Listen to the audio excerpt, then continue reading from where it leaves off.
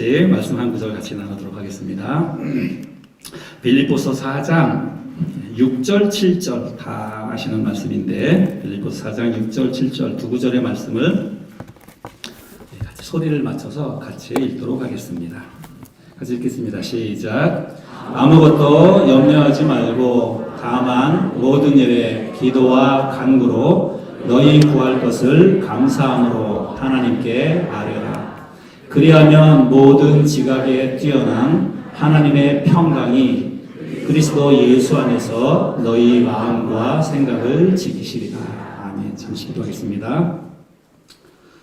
살아계신 하나님 아버지, 이 자리에 귀한 하나님의 사람들이 모였습니다. 이 시간 하나님의 성령께서 우리 가운데 역사해 주셔서 우리의 마음 만져주시고 치유와 회복의 역사가 있도록 도와주시고 결단하는 시간 되도록 인도하여 주시옵소서. 귀한 시간을 주는 전에 의탁하옵고 살아계신 예수 그리스도의 이름으로 기도했습니다. 아멘. 네, 제가 말씀과 관련해 가지고 먼저 그 질문 하나를 한번 좀 드려보려고 합니다. 질문은 뭐냐면 저의 몸무게가 얼마나 될까요? 저의 몸무게가 얼마나 될까요? 예, 제가 몸무게가 74.5kg입니다. 보기하고 좀 다르지 않는가요? 예, 사람을 외모로 판단하지 말라고 그랬는데 그냥 겉모습만 대충 보고 판단하면 예, 안 됩니다. 왜냐면 예, 내면에 감춰진 속살들이 사실 많이 있습니다. 부부만 아는 그런 예, 속살들이 있습니다.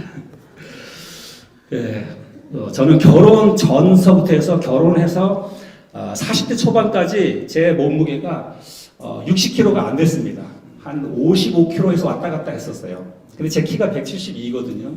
172에 55kg면 이게 너무 마른 거잖아요. 바지도 제가 28을 사서 입으면 예, 벨트가 안 맞아가지고 벨트에 구멍을 하나 다시 이렇게 뚫어야 벨트가 맞고 그랬습니다. 그래서 제가 고민이 참 많았어요. 살이 너무 예, 안 쪄가지고 말라 보여가지고 그래서 어떤 분들 어떻게 드실지 모르겠지만 제가 기도했습니다. 하나님 앞에 예, 모든 일에 기도와 간구를 하라고 했으니까 하나님 저 60kg까지만 살찔 수 있도록 좀 해주세요 하고 기도를 했어요. 한동안 예, 기도를 했습니다. 그런데 제가 기도를 잘못했던 것 같아요. 상한선을 정해놔야 되는데 상한선을 정해놓지 않고 기도해가지고 하나님이 그냥 넘치도록 축복해 주셔가지고 74.5kg가 됐습니다.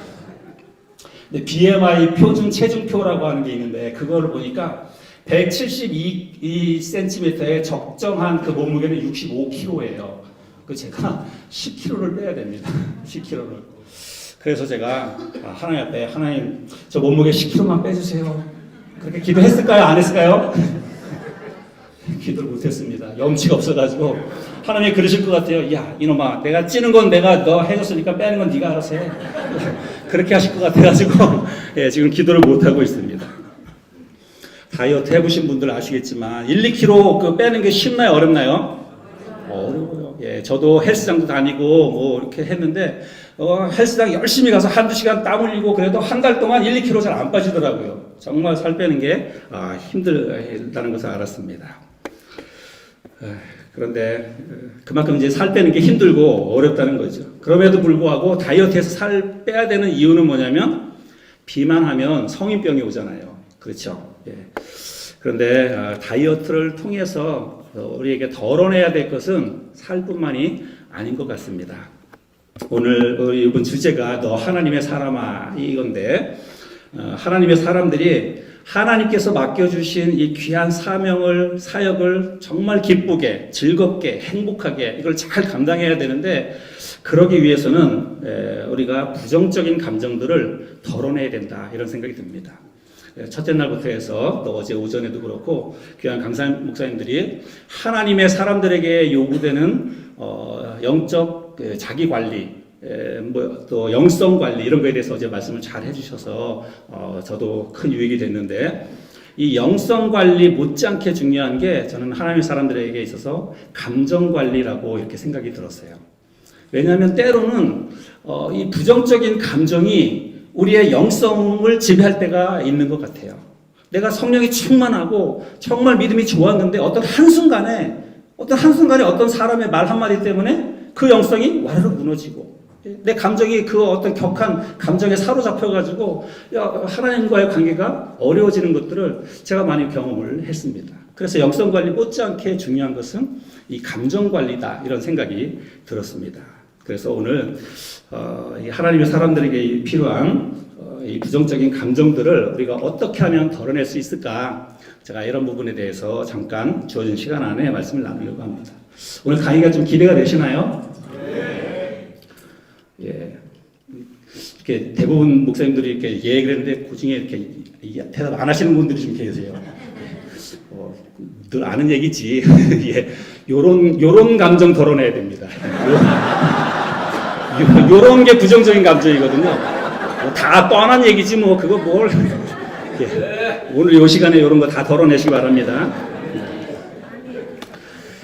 시편, 아멘, 감사합니다.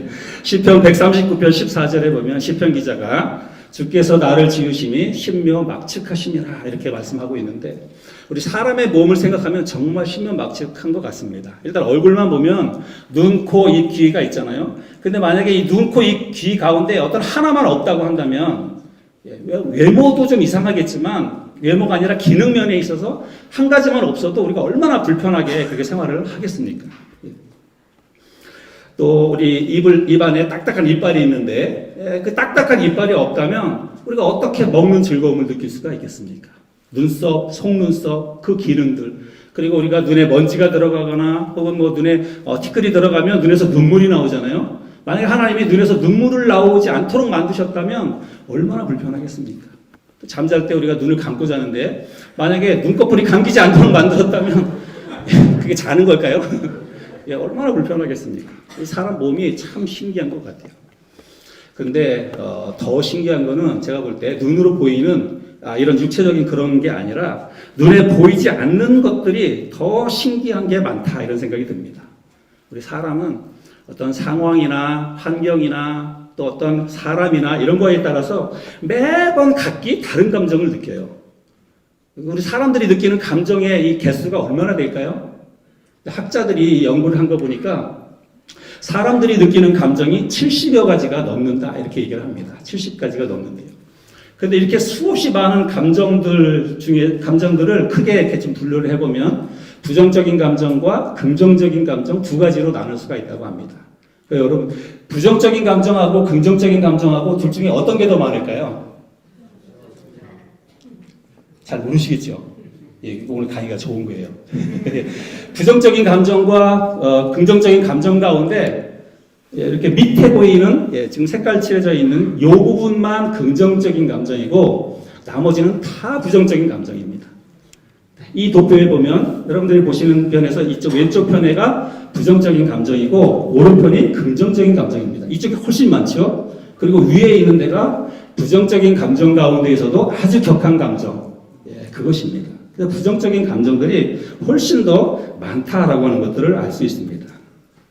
이런 부정적인 감정들은 우리의 일상생활, 부부생활을 포함해서 가정생활, 일상생활 뿐만 아니라 하나님과의 영적인 관계, 성도들과의 좋은 관계, 하나님이 맡겨주신 이 목회사역 전반에 걸쳐서 안 좋은 영향들을 지속적으로 미친다고 하는 것입니다. 그래서 이 부정적인 감정을 우리가 덜어내야 한다는 것이죠.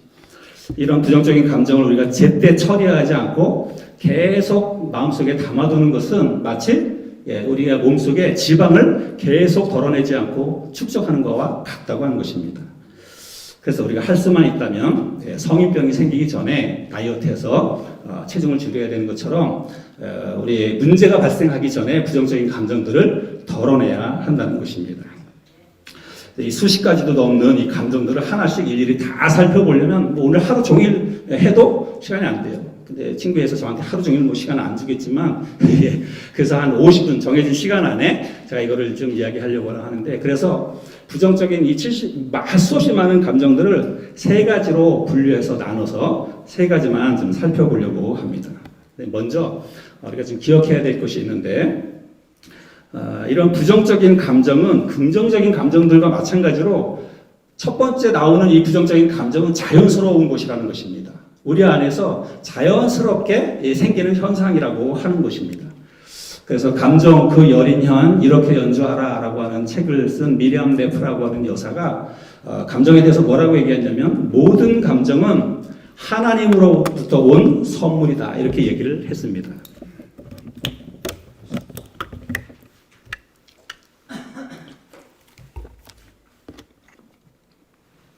그래서 부정적인 감정은 긍정적인 감정과 마찬가지로 이게 감정 자체가 죄가 되거나 문제가 되는 것은 아니라는 거예요. 자연스럽게 일어나는 그런 감정이라고 하는 것입니다. 부정적인 감정 자체도. 근데 문제는 뭐냐면 이제 이런 부정적인 감정을 우리가 어떻게 잘 다루느냐, 어떻게 잘 이거를 처리하느냐, 이제 이게 중요하다고 하는 것이죠. 자, 그래서 하나씩 살펴볼 텐데 먼저 우리가 살펴볼 거는 네, 근심입니다. 첫 번째 살펴볼 부정적인 감정은 근심인데 이 근심에는 염려도 같은 비슷한 감정이죠. 걱정, 초조, 두려움, 당혹감, 심란함, 불안 이런 감정들이 같은 근심과 연관되는 그런 부정적인 감정들이죠. 신약성경에서 근심하다라고 하는 단어가 헬라어로 메림나오라고 하는 이런 단어가 쓰였습니다. 이 단어는 두 단어의 합성어이지요. 메리조라고 하는 단어, 메리조는 나누다라고 하는 뜻이고 누스라고 하는 단어는 마음이라고 하는 그런 뜻입니다. 그래서 근심, 걱정, 염려가 뭐냐면 마음이 나뉘어진 거예요. 어떻게 나눠진 거냐면 하나님이 우리에게 원래 주신 마음은 평안이죠. 근데 이 평안이 나눠진 것입니다. 그래서 이 평안한 마음이 나눠진 것이 바로 근심, 걱정, 염려, 불안, 초조 이런 거라고 하는 것이죠. 신약 성경에 보면 우리에게 수도 없이 근심하지 말라라고 말씀하고 있습니다. 빌립보서 4장 6절, 또 마태복음 6장 31절, 누가복음 12장 22절, 29절, 요한복음 14장 21절, 베드로전서 5장 7절, 여러 구절에서 근심하지 말라고 이야기하고 있습니다. 그래서 성경에 보니까 우리가 잘 아는 쓸데없는 일로 근심하고 걱정했던 그 사람의 이야기가 기록되어져 있죠. 누가복음 한번 말씀해 보면요. 누가복음 10장 38절부터 42절까지 제가 한번 읽어볼까요? 그들이 길 갈 때에 예수께서 한 마을에 들어가시매 마르다라 이름하는 한 여자가 자기 집으로 영접하더라. 그에게 마리아라 하는 동생이 있어 주의 발치에 앉아 그의 말씀을 듣더니 마르다는 준비하는 일이 많아 마음이 분주한지라. 예수께 나아가 이르되 주여 내 동생이 나 혼자 일하게 두는 것을 생각하지 아니하시나이까. 그를 명하사 나를 도와주라 하소서. 주께서 대답하여 이르시되 마르다야 마르다야 네가 많은 일로 염려하고 근심하나 몇 가지만 하든지 혹은 한 가지만이라도 족하니라. 마리아는 이 좋은 편을 택하였으니 빼앗기지 아니하리라 하시니라.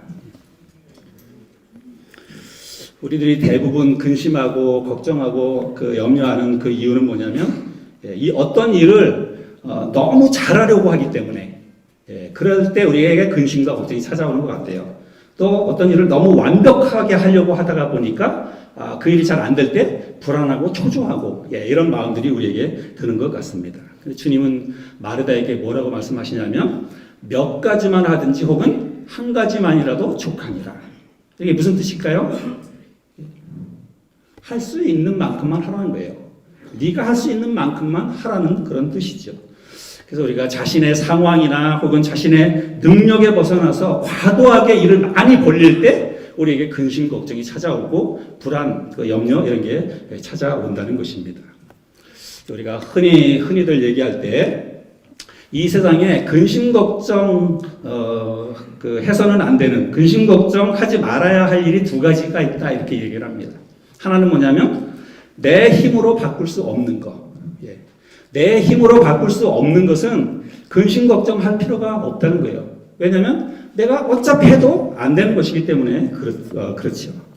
주님이 너희 중에 누가 염려함으로 그 키를 한 자라도 자라게 할 수 있느냐라고 그랬죠. 키 작은 사람이 암만 근심 걱정해도 키 자라게 할 수가 없습니다. 그 시간에 우유를 마시든지 뭐 스트레칭 해가지고 좀 이렇게 하든지 그게 도움이 되겠죠. 저는 요즘 노안이 와가지고 지금도 이렇게 안경을 혹시 몰라서 안경을 가져 나왔거든요. 안경을 썼다 벗었다 해야 돼요. 그래서 책 볼 때 쓰고 있다가 누가 와가지고 얘기하면 이렇게 쳐다봐야 되고, 노안이 와가지고 굉장히 불편합니다.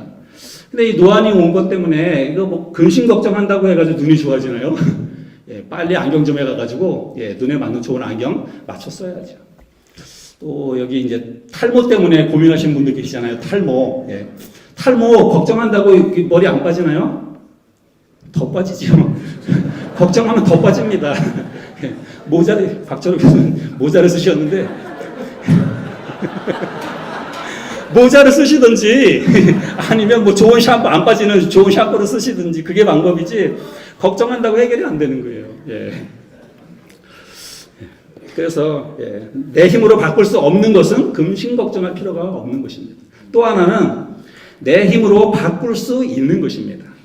내 힘으로 바꿀 수 있는 것은 걱정하는 게 아니에요. 그건 그냥 바꾸면 돼요. 내 힘으로 바꿀 수 있는 것은 그냥 내 힘으로 바꿔나가면 되는 것입니다. 근데 문제는 뭐냐면 우리가 한 번에 다 하려고 하니까 그래요.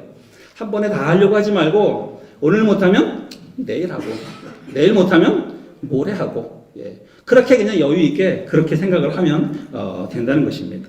그래서 가만히 생각해 보면 이 세상에서 우리들이 겪는 모든 일들은 다 두 가지 범주잖아요. 내가 할 수 있는 일, 내가 할 수 없는 일.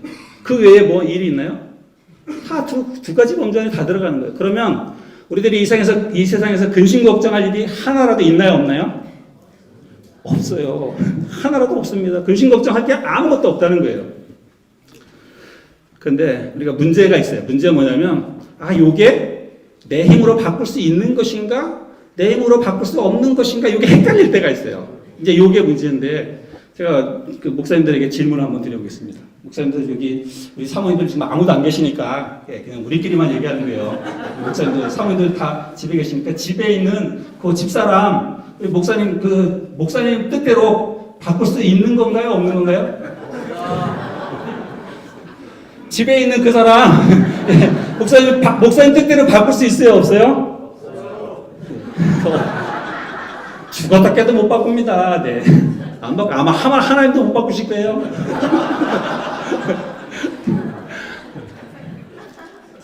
근데 문제는 뭐냐면 바꾸려고 하니까 다툼이 되고 집안에서 싸움이 되고 그런 것 같아요. 이제 그 사모님들에게도 질문해요. 사모님 여기 목사님 아무도 안 계시니까 우리끼리만 그냥 조용히 우리끼리만. 사모님들 목사님들 지금 사모님들 뜻대로 바꿀 수 있나요 없나요? 잘 모르겠어요. 질문 다시. 집에 계시는 지금 목양실에 계시는 그 목사님, 그 목사님 사모님들 뜻대로 바꿀 수 있어요 없어요? 절대로 절대로 바꿀 수 없습니다. 바꾸려고 하니까 문제가 되는 거예요. 스트레스가 생기고. 저는 자식이 둘이 있는데요. 딸은 25살이고 딸은 이 딸 때문에 제가 걱정하거나 뭐 그래본 적이 없어요. 진짜로. 정말 딸 때문에 뭐 이렇게 스트레스 받거나 걱정해 본 적이 없습니다. 공부를 열심히 하지도 않고 잘하지도 못했어요. 그런데 그냥 대학 4년제 대학 그것도 서울 시내 안에 있는 4년제 대학에 딱 들어갔어요. 기대도 못했는데 하나님 은혜지. 그리고 대학 졸업하기 전에 또 취업도 됐어요. 취업도 힘들다고 하는데. 네, 지금 이제 한남동에 있는 대림미술관에 지금 다니고 있는데 나이가 25살입니다. 혹시 그 목사님들 아들 가운데 비슷한 연령이 있으신 분 개인적으로 한번 연락을 주시기 바랍니다.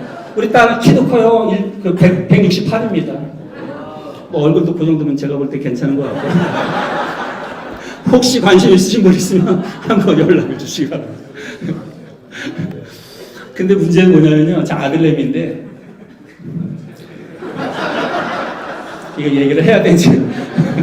제 아들 22살이거든요. 22살인데 제가 아들 고등학교 때 아들 때문에 교무실에 2번 몰려갔습니다. 담배 피다가 걸렸어요. 담배 피다가. 가 선생님한테 잘못했다고 잘 가르치겠다고 그렇게 얘기하고 내가 난 자식이지만 못 바꿉니다. 안 바뀌더라고요. 그래서 너무 힘들어서 빨리 군대 가라. 그래가지고 작년에 군대 보냈어요. 그래서 작년에 머리 깎아가지고 군대 보내고 돌아오는 날 집사람하고 너무 좋은 거예요. 그래가지고 밖에 식당에 가가지고 외식하고 그날 극장에 가서 영화 한 편 보고 그리고 왔어요 집에. 너무 좋은 거예요. 근데 아들 보내놓고 예, 저렇게 뭐 외식하고 영화 보고 아마 우리밖에 없을 거예요. 근데 문제 뭐냐면 이놈이 4일 만에 다시 집에 왔어요.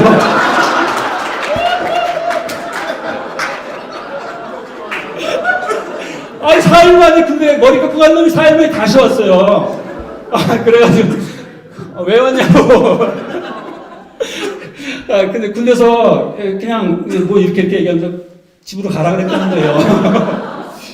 그래서 제가 부대로 수소 보내가지고 부대로 전화하기 힘들잖아요. 부대를 전화했어요 제가. 왜 우리 아들 집에 보냈냐고. 군대 충성하기 위해서 보냈는데 왜 보냈냐고. 그랬더니 이제 그 담당하시는 분이 아들이 우울하다는 거예요. 우울하고 마음이 불안하고 막 가슴이 두근두근대고 그래서 군대 생활 못하겠다고. 아니 군대 간 놈이 마음이 좋은 사람이 어딨어요. 다 우울하지. 마음이 우울하고 가슴이 두근두근하고 막 불안하고 잠 안 오고 다 그러지. 자기만 그런가? 그래가지고 그냥 집에 보냈다고 보낸 거예요. 아이 군대도 요즘 이상해요. 참 왜 그런 애들을 왜 보내? 나는 그냥 기껏 집어넣었더니 그래서 다시 왔어요. 6개월 후에 다시 오려는 거예요. 6개월 후에. 6개월 동안 또 전쟁을 치렀습니다. 그 아들하고 아이가 전쟁을 치렀어요. 그런데 6개월 지나고 지난 한 달 전에 3월 26일 날 머리 두 번째 깎고 들어갔습니다. 3월 26일 날. 지금 이제 한 달 됐어요. 예, 한 달 동안 아직 안 돌아왔습니다. 할렐루야. 감사하시고. 지금 안 돌아왔어요. 다음 주에 이제 퇴소식인데, 퇴소식 때 제가 이제 갑니다. 예, 가겠습니다.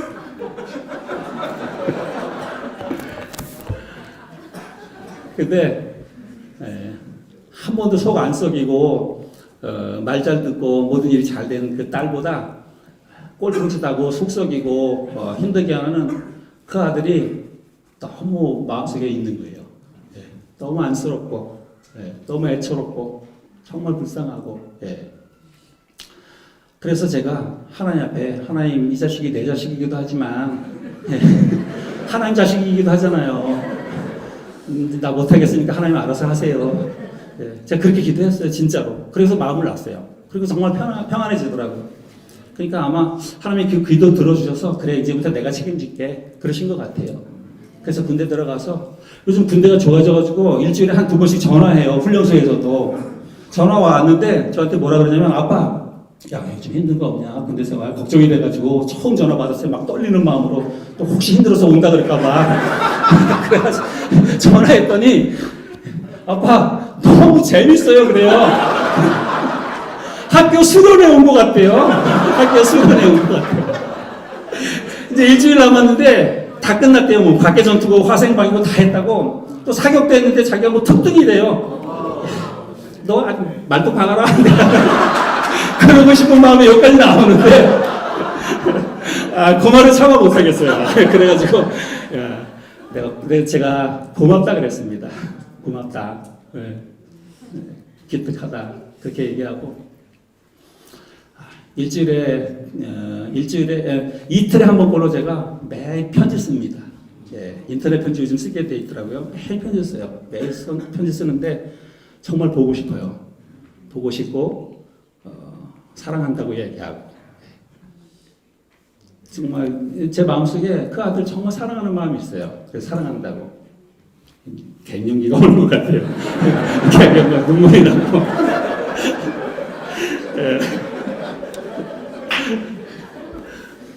그러니까 아들 생각하면 늘 이렇게 마음이 아려오고 그렇습니다. 근데 걱정 안 합니다. 정말 하나님의 때가 되면 하나님의 때에 바꿔주시고 정말 하나님이 쓰시기에 합당한 그릇으로 빚어가고 쓰실 거라고 믿습니다.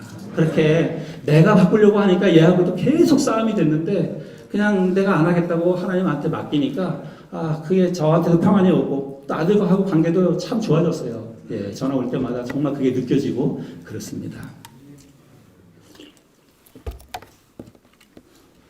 여러분 교회에도 수시로 태클 걸고 별것도 아닌 거 가지고 트집지 않는 그런 집사, 성도 한두 명씩 꼭 있죠.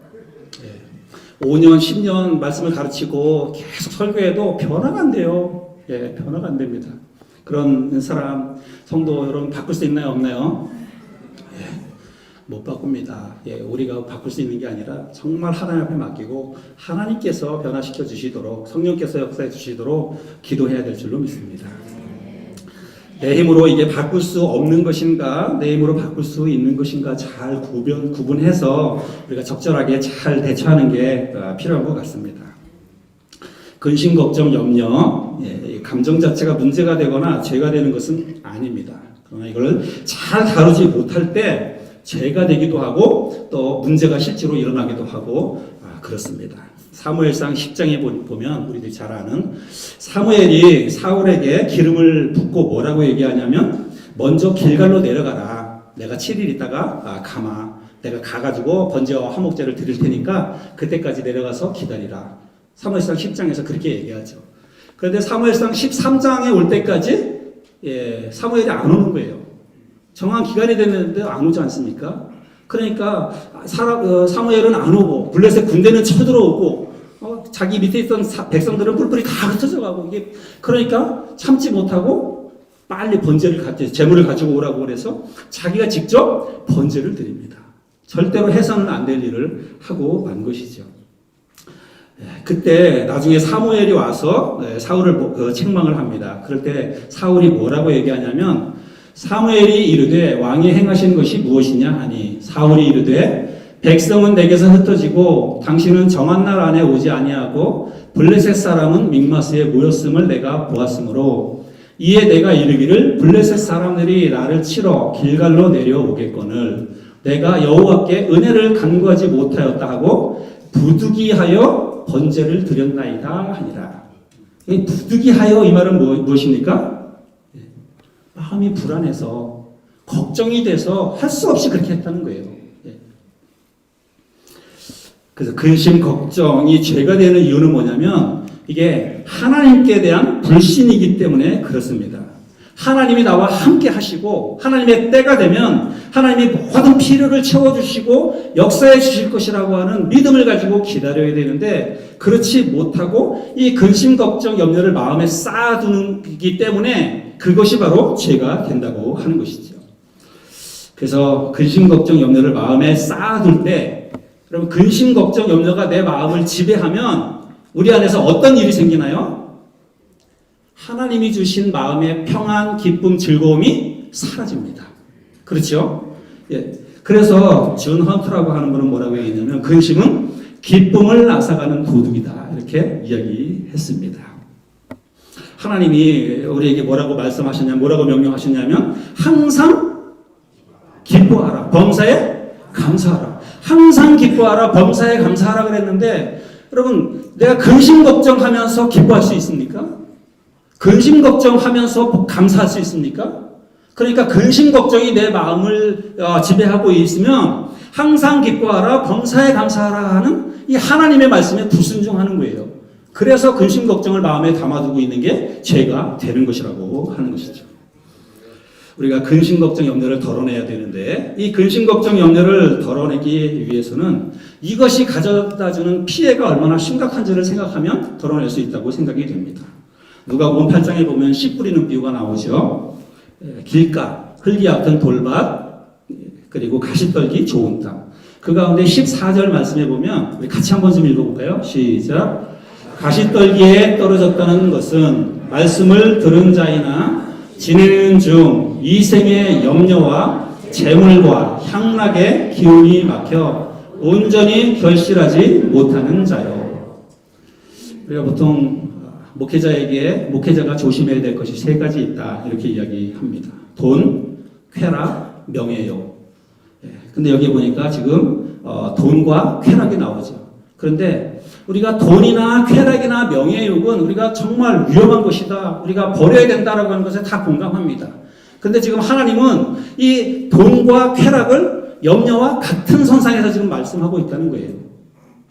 그만큼 심각하다고 하는 것입니다. 염려가. 그래서 이 염려도 돈이나 쾌락과 결국엔 같은 결과를 초래합니다. 어떤 결과냐면 결실할 수 없다는 거예요. 염려를 가지고 있으면. 그래서 우리 주님께서 요한복음 14장 1절에서 뭐라고 얘기하냐면 너희는 마음에 근심하지 말라. 하나님을 믿으니 또 나를 믿으라. 이렇게 말씀하고 있습니다. 하나님의 사람들은 하나님이 나와 함께 하시고 모든 필요를 채워주신다는 믿음을 가지고 마음의 근심을 덜어내야 합니다. 오래 마음에 쌓아두지 말고 그 근심을 덜어내야 합니다. 저와 여러분들이 그렇게 할 수 있기를 바랍니다. 두 번째 살펴볼 부정적인 감정은 낮은 자존감입니다. 낮은 자존감. 이거와 유사한 감정으로는 비교의식, 열등감, 서글픔, 우울, 쓸쓸함, 외로움, 허무함, 서러움, 허전함, 절망, 무기력, 소외감, 이런 감정들이 바로 낮은 자존감과 유사한 감정이라고 할 수가 있습니다. 자존감이라고 하는 게 뭘까요? 자존감하고 자존심하고 같은 걸까요? 다른 걸까요? 자존심은 남에게 굽히지 않고 자기 스스로를 높이는 마음. 사전에 이렇게 되어 있습니다. 거기에 비해서 자존감은 자기 스스로를 소중히 여기는 마음. 이렇게 되어 있더라고요. 그럼 둘의 차이는 뭘까요? 둘의 차이는 비교 대상이 있느냐 없느냐입니다. 비교 대상이. 그래서 남과 비교해서 자기 자신을 높이려는 마음이 자존심이에요. 그런데 비교 대상 없이 자기 스스로를 소중히 여기는 마음은 자존감입니다. 우리에게 필요한 것은 자존감이죠. 자존감은 우리에게 굉장히 중요하고 꼭 필요합니다. 그런데 우리가 가끔 가다가 남과 비교해서 내 자신을 높게 생각할 때가 있어요. 우리는 그걸 뭐라고 그러냐면 교만이다 이렇게 이야기합니다. 또 남과 비교해서 상대적으로 자기를 너무 낮게, 지나치게 낮게 여길 때가 있어요. 그건 뭐냐면 열등감 혹은 낮은 자존감 이렇게 이야기합니다. 낮은 자존감은 누군가 혹은 무언가와 비교해서 자기 자신이 상대적으로 낮다고 생각할 때 느끼는 그런 감정입니다. 혼자 있을 때는 잘 몰라요. 나 혼자 있을 때는 잘 모르는데 어느 날 갑자기 내 옆에 키가 180cm가 되는 남자가 탁 서면 갑자기 어깨가 쭈그라들고 이렇게 주눅이 들고 웅크려지는 것입니다. 혼자 있을 때는 잘 몰랐는데 어느 날 갑자기 내 옆에 그 55 사이즈의 그 원피스를 하늘하늘한 원피스를 입은 그 여인네가 딱 서는 순간 갑자기 막 인생에 막 허무함이 몰려오고 좌절감이 생기고 그 다음서부터는 원피스를 못 입어요. 이런 이제 일들이 생기는 것이죠. 신학교 동기나 후배가 5년 만에 예배당 건축했다고 이야기하는데 그 얘기를 듣는 순간 갑자기 성도가 요즘 막 몇백 명이 넘었다 이런 얘기를 듣는 순간 갑자기 내 자신이 막 초라해지고 서글퍼지고 무기력해지고 우울해지고 이런 감정이 우리에게 몰려옵니다. 성경은 하나님의 사람들에게 이렇게 이야기합니다. 같이 읽겠습니다. 시작. 우리는 자기를 칭찬하는 어떤 자와 더불어 감히 짝하며 비교할 수 없노라. 그러나 그들이 자기로서 자기를 헤아리고 자기로서 자기를 비교하니 지혜가 없도다. 다른 사람들과 비교해서 스스로를 열등하다고 느끼는 것은 지혜롭지 못합니다. 지혜롭지 못할 뿐만 아니라 우리를 창조하신 창조주 하나님의 솜씨에 우리가 불만을 품는 거예요. 그래서 그런 생각을 가지면 안 됩니다. 여러분 기억하시기를 바랍니다. 우리의 가치, 하나님의 사람들의 가치는 내가 이룬 성공이나 다른 사람들의 칭찬에 의해서 결정되는 것이 아닙니다. 우리 대부분의 사람들이 자신이 이룬 업적이나 성취를 통해서 자신의 가치를 결정합니다. 높게도 생각하고 낮게도 생각하고. 실제로 성경 시대에는 금이나 그 귀중한 그 보석의 가치를 결정할 때 저울에 달아서 무게로 결정을 했답니다. 금의 가치, 보석의 가치를 무게로. 그러나 사람의 가치는 그렇게 결정되지 않는다고 믿습니다. 우리 하나님의 사람들의 가치는 그렇게 결정되는 게 아니라고 저는 생각을 합니다. 여러분, 우리 하나님의 사람들의 가치는 누가 결정하느냐면 하나님이 결정하는 것입니다. 경매장에서 보면 어떤 물건을 경매할 때 여러분 그 물건의 가치를 누가 결정하나요? 가장 비싼 값을 지불하는 사람에게 그 물건의 가치가 결정되는 거예요. 가장 비싼 값을 지불하는 사람에 의해서 그 물건의 가치가 결정되는 것입니다. 우리의 가치는 다른 사람도 아니고 내 스스로도 아닙니다. 내가 이룬 사역도 아니고 내가 꿈꾸는 비전에 의해서 나의 가치가 결정되는 것도 아닙니다. 오직 우리를 존귀하게 여기셔서 우리를 위해서 가장 비싼 값을 지불하신 그분에 의해서만 우리의 가치가 결정되는 것입니다. 제가 예화를 하나 들 텐데 이 예화는 제가 예전에 정미철 목사님 설교를 듣다가 들었던 예화예요. 그래서 이 예화를 들으시고 좋아서 교회에서 이렇게 사용하시려고 하는 분은 정미철 목사님에게 그 저작권료를 받으시고 사용을 하시면 좋을 것 같습니다. 길을 가다가 5만 원짜리 지폐를 떨어뜨렸는데 아주 지저분한 물에 그냥 뭐 냄새도 쾌쾌하게 나고 아주 지저분해요. 근데 이 물을 보니까 그 밑에 그냥 뭐 빨간 개찌렁이들이 벌레들이 막 우글우글합니다. 5만 원짜리를 거기다 떨어뜨렸어요. 그럼 어떻게 하시겠습니까? 버리고 그냥 가겠다. 한번 손 들어보실까요? 만약 그런 분들이 계시면 잘 돌봐드려야 됩니다. 5만 원 어떻게 합니까? 지저분한 발인데라도 구두에 흙이 묻어도 거기다 발 들여놓고 그 5만 원짜리 줬잖아요. 그래서 어떻게 하냐면 깨끗한 물에 가서 씻고 햇볕에 말려서 그 다음에 두꺼운 책 사이에다 넣어가지고 쫙 펴서 쓰지요. 만약에 10,000원짜리인데 10,000원짜리를 하다가 잘못해서 10,000원짜리를 이렇게 찢었어요. 반 찢어졌어요. 10,000원짜리 반 찢어지면 어떻게 합니까? 그냥 버리나요? 정교하게 이렇게 딱 해가지고 딱 붙여가지고 뒤에 스카치 테이프로 착 써서 쓰지요. 왜 그렇게 하나요? 가치 때문에. 5만 원의 가치, 10,000원의 가치가 있기 때문에. 그게 만약에 그냥 종이라면 안 그럴 거예요. 가치가 있기 때문에 그러는 것이죠. 하나님이 우리를 그렇게 쓰시는 줄을 믿습니다. 하나님이 우리를 위해서 가장 비싼 값을 지불하셨어요. 당신의 독생자 예수 그리스도를 값을 지불하셨잖아요. 그보다 더한 값을 지불할 사람이 누가 있겠습니까? 우리를 위해서. 우리들의 가치는 예수 그리스도의 목숨을 대신할 만큼의 가치가 있다는 것입니다. 우리가 그 사실을 절대로 잊지 말아야 하겠습니다. 여러분, 우리가 라반에게 있었던 두 딸의 이야기를 아시죠? 라반에게 있었던 두 딸, 야곱의 아내가 되었던 두 여자, 라헬과 레아이죠.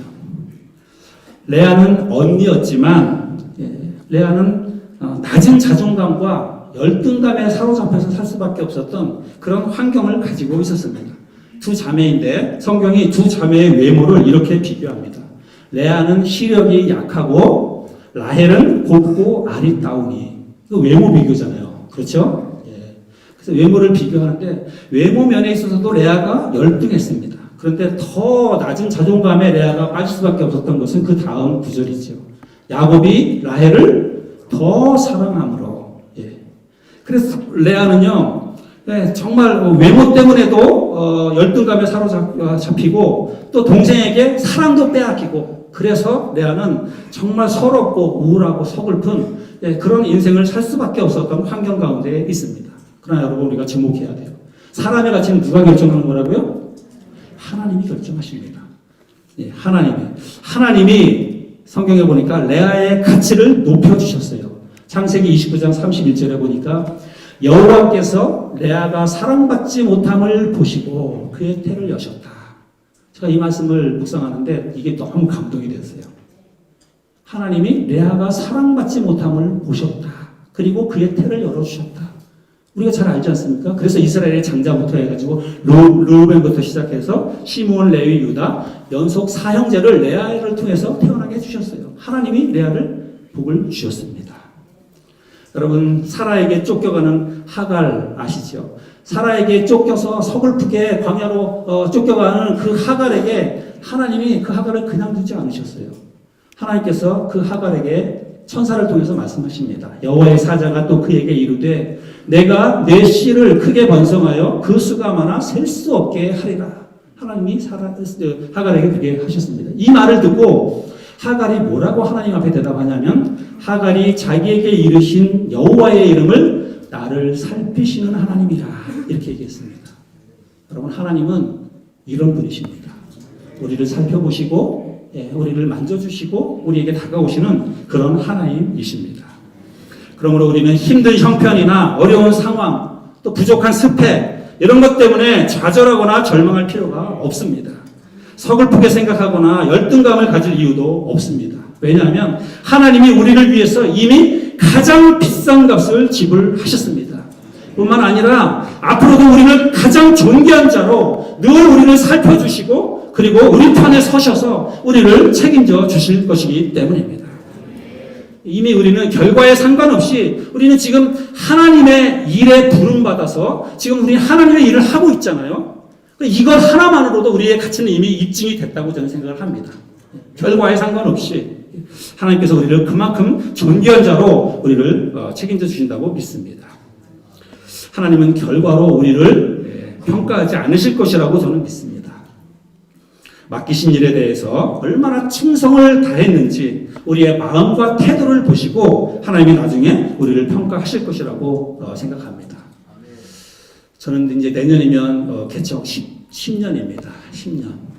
10년이면 진짜 강산도 변해야 되는데, 제가 목회를 생각해 보면 정말 부끄럽고 정말 민망하고 그래서 정말 이렇게 막 쥐구멍으로 들어가고 싶고 어떤 때는 막 포기하고 싶고 그런 생각이 들 때가 있어요. 제 스스로 생각하면 어떤 때는 10년 동안 내가 한 일을 보면 정말 막 한심하기도 하고 난 이것밖에 안 되나? 막 이런 생각이 들기도 하고 서글퍼지고 그런 생각이 들 때도 솔직히 있었습니다. 근데 이 말씀을 준비하고 묵상하면서 제가 제 생각을 잘못했다라고 하는 것을 정말 하나님이 또 다시 한번 보여주셨어요. 그래서 중요한 거는 하나님이 나에게 맡기신 그 일을 내가 그거를 생각하고 기쁘게 즐겁게 잘 감당하면 나중에 하나님이 잘했다 칭찬하실 것이다 그렇게 생각합니다.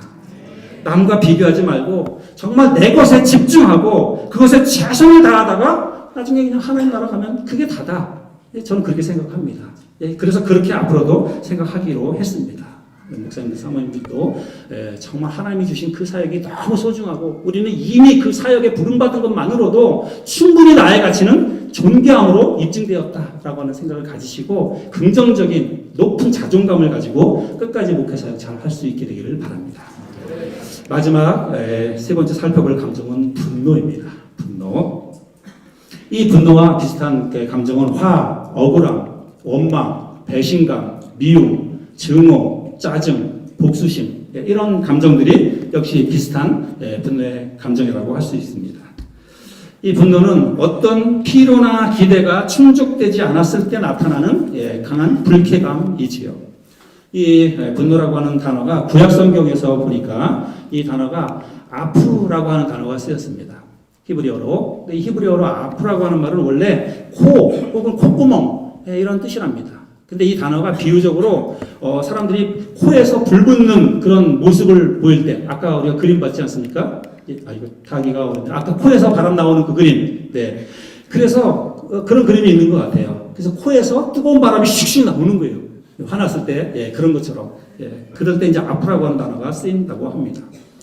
신약 성경에서는 오르게라고 하는 단어가 분노의 단어가 쓰입니다. 이 감정은 자연적인 충동이나 혹은 욕망을 나타내는 단어인데 모든 감정 중에서 가장 강한 감정이라고 합니다. 그리고 이게 오래 지속되는 그런 특성이 있답니다. 그래서 이 단어가 이제 분노로 이렇게 번역이 되기도 하고 그런다는 것이죠.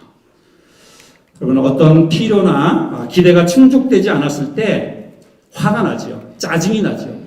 그렇지 않은 사람이 어디 있겠습니까? 이런 자연스러운 감정이라고 할 수 있습니다. 그것 자체가 죄가 되는 것은 아니라고 저는 생각합니다. 이런 최초로 느끼는 분노의 감정은 문제가 될 게 없다고 생각이 돼요. 문제는 뭐냐면 그거를 어떻게 관리하고 처리하느냐 그게 중요한 것 같습니다. 최초로 느끼는 그래서 에베소서 4장 26절에 보면 분을 내어도 죄를 짓지 말며 해가 지도록 분을 품지 말라 이렇게 이야기를 하고 있지요. 그래서 이 말은 분을 낼 수 있다는 것입니다. 그런데 분을 낼 수 있지만 죄를 짓지 말아라. 그리고 죄를 짓지 않기 위해서는 해가 질 때까지 그 감정을 가지고 있지 마라. 빨리 덜어내라. 다이어트해서 그 분노의 감정을 빨리 덜어내라고 하는 것입니다. 성경에 보면 최초에 느낀 이 분노의 감정을 잘 덜어내야 되는데 잘 다스리지 못해서 돌이킬 수 없는 죄를 지은 그 사람의 이야기가 성경 속에 있습니다. 창세기 4장에 나오는 가인과 아벨의 이야기이지요. 우리 때 아는 것처럼 가인은 땅의 소산물로 제물을 드렸습니다. 아벨은 양의 첫 새끼와 기름으로 제물을 드렸죠. 근데 하나님이 아벨의 제사는 받으시고 가인의 제사는 받지 않았어요. 그때 성경은 가인이 몹시 화가 났다 이렇게 성경에 기록하고 있습니다. 창세기 4장 5절에 보니까 가인이 몹시 분하여 안색이 변하니 이렇게 기록하고 있죠. 코에서 지금 뭐 하는 거예요? 뜨거운 바람이 슉슉 나오고 있는 것입니다. 혼자 앉아서 코에서 뜨거운 바람이 막 슉슉 불고 있는 거예요. 그렇게 분노의 감정을 조절하지 못하고 있을 때 하나님이 그에게 뭐라고 말씀하시냐면 여호와께서 가인에게 이르시되 네가 분하여 함은 어찌 됨이며 안색이 변함은 어찌 됨이냐. 그 다음에 죄가 너를 원하나 너는 죄를 다스릴지니라. 너는 죄를 다스리라 이렇게 얘기합니다. 여러분 이 말이 원래대로 하면 무슨 말이냐면 너는 너를 다스리라는 거예요. 너의 그 격한 마음, 분노의 감정을 지금 잘 다스려라. 그거 잘 다스리지 못하면 너는 죄짓게 되어 있다. 하나님 지금 그거를 말씀하고 있습니다. 결국 가인은 하나님이 말씀하신 것처럼 이 분노의 감정을 잘 다스리지 못해서 자기 동생을 돌로 쳐 죽이는 끔찍한 죄를 저지르고 말았습니다. 요즘 텔레비전에 보면 슈퍼맨이 돌아왔다 이런 프로그램 있죠. 거기에 보니까 축구선수 박주호 씨가 자기 딸 나은이하고 또 그 아들 이름이 건우인데 여기 데리고 나오는 그런 프로그램이 있습니다. 제가 동영상을 한번 잠깐 보여드려 볼 테니까 소리를 조금 키워주시기 바랍니다. 보시기 바랍니다. 같이 보네.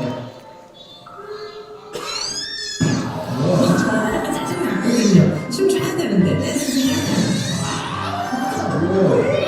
승질이 났어.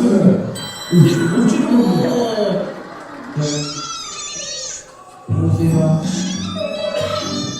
너는 이렇게 화내는 거 처음 봤어. 나는 이제 눈치챘네.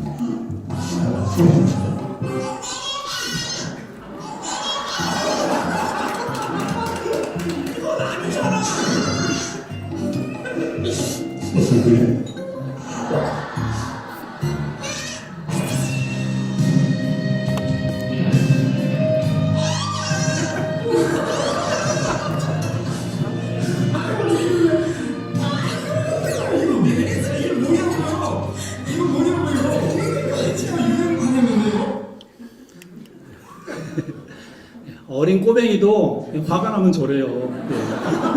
네. 자기 감정을 다스리지 못하니까 어린 꼬맹이도 저렇습니다. 여러분 화가 날 때 어떻게 해야 될까요?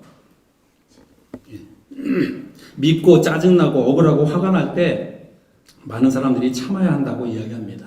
특별히 우리 목회자들은 사모들은 참아야 한다고 이야기하지요. 근데 여러분 화가 날 때 계속해서 참기만 하는 것은 마치 풍선에 바람을 계속해서 불어넣는 것과 같다고 생각이 돼요.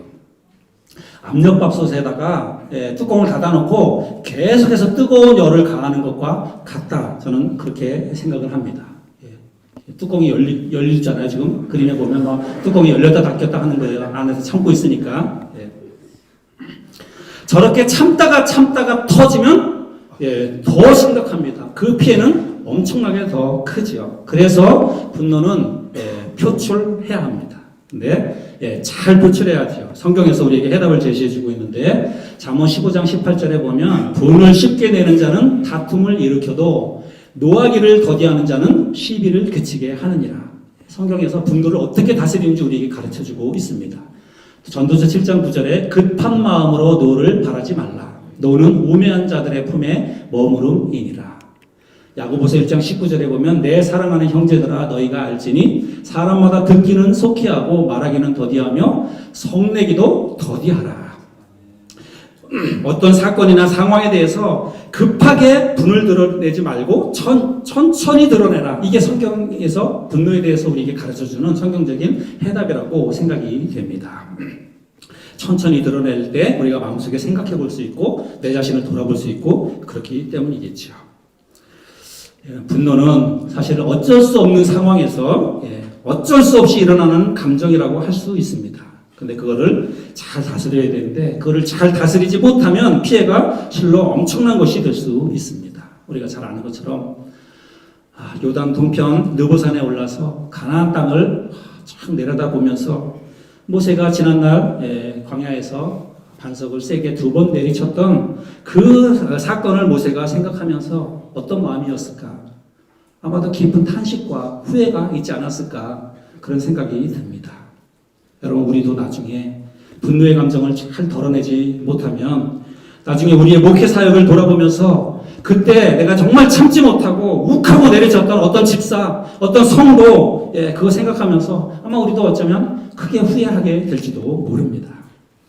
그래서 분노, 화라고 하는 것은 잘 빨리빨리 지혜롭게 잘 덜어내야 합니다. 분노, 화라고 하는 단어가 영어로 anger 이렇게 되어 있죠. 근데 이 단어를 이렇게 표현한 분이 있습니다. 제가 혼자 읽으면 영어 발음을 탄로날 것 같아가지고 여러분 같이 한번 읽어볼까요? 시작. Anger is one letter short of danger. 분노라고 하는 감정은 위험이라고 하는 단어에서 한 단어만 빠진 거예요. 이 말은 뭐냐면 우리가 이 분노라고 하는 감정을 잘 다스리지 못하면 정말 위험한 일에 빠질 수 있다라고 하는 뜻이겠죠.